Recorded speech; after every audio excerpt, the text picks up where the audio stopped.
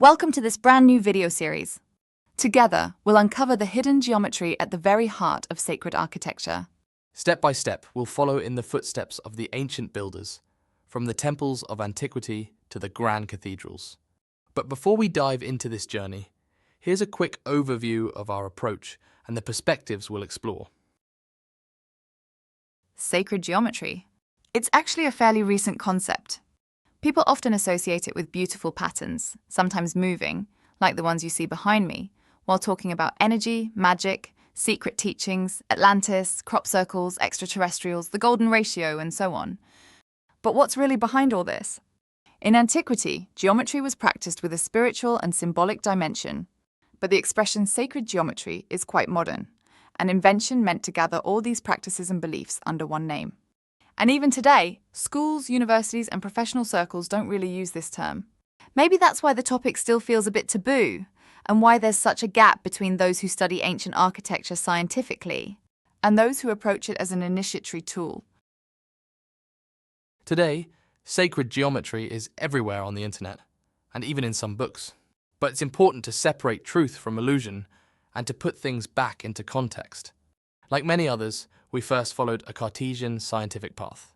Then, we explored less conventional fields such as bioenergy, geobiology, dowsing, and we became interested in esotericism, alchemy, astrology, and even astronomy and numerology. But above all, in strict geometric analysis, using nothing more than a straight edge and a compass, just like the master builders of the past, while checking our discoveries with modern design software.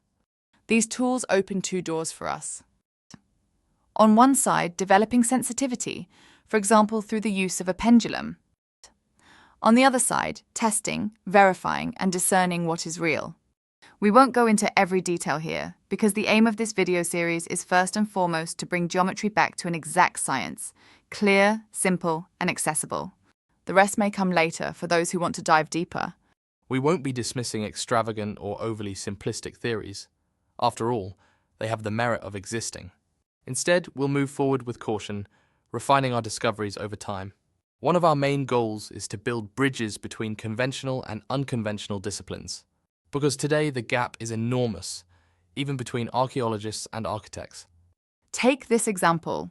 In archaeology, since there is no evidence of architectural plans before the Middle Ages, the conclusion is often that ancient builders worked without plans. But any craftsman knows that's unthinkable. Without a plan, you simply cannot transmit an idea precisely to a builder. Here's another obstacle. To prove that a specific proportion truly exists in a structure, archaeologists often demand absolute precision.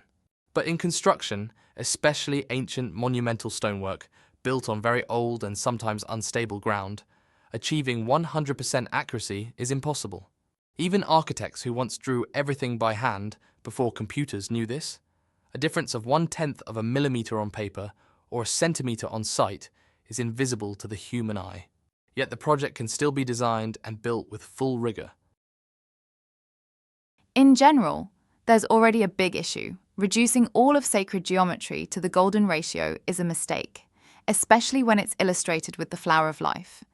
Another common idea is that the Platonic solids all fit inside Metatron's cube, but that's not true. Not every solid fits into a hexagonal grid, and only 2 of them actually contain the phi ratio. These shortcuts can sound appealing, sometimes even convincing, but they don't rest on solid foundations. So let's be clear, our approach is multifaceted.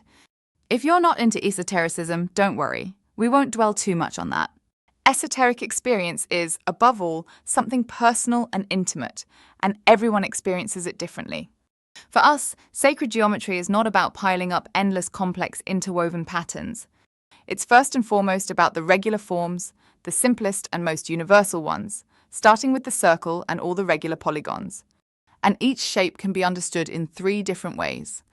As a symbol, full of meaning; as a tool, through the energy it radiates when drawn or built into a structure; and finally, as a source of aesthetics, bringing harmony and beauty into architecture, painting, or sculpture. Here's what we're going to explore together in the upcoming videos.